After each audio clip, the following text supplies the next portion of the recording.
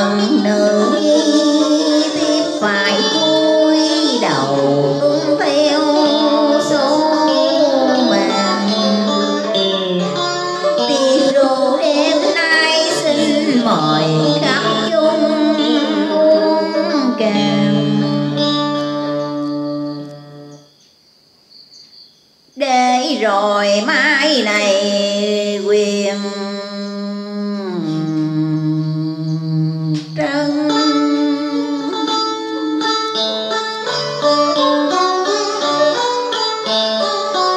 Yên lòng cử hành hôn lễ, theo chồng về miền Diên Quân,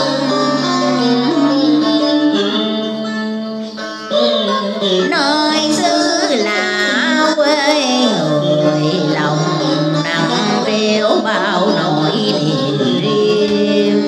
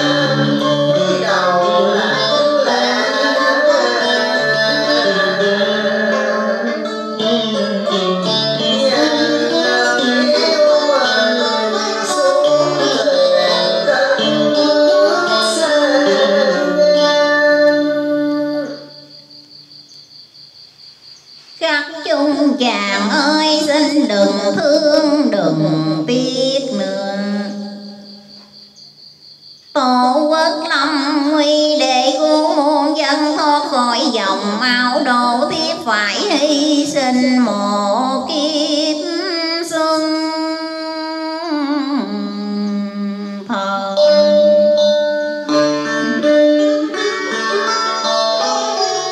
Chỉ còn đêm nay mình xa cách nhau rồi, nhạc lan về đâu kêu sầu lẻ bàn cho nghẹn ngào nước mắt đồng bờ môi.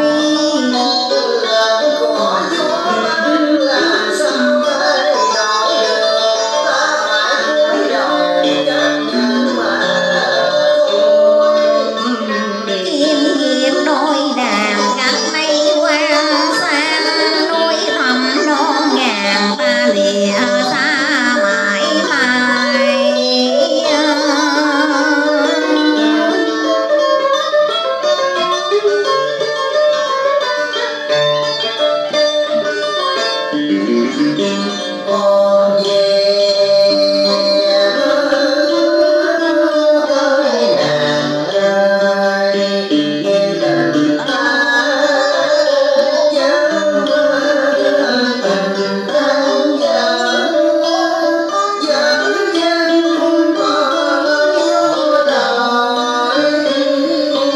Em đau đớn vô vàn nghe lời gian buồn vang, trách ai gây cảnh phân kỳ.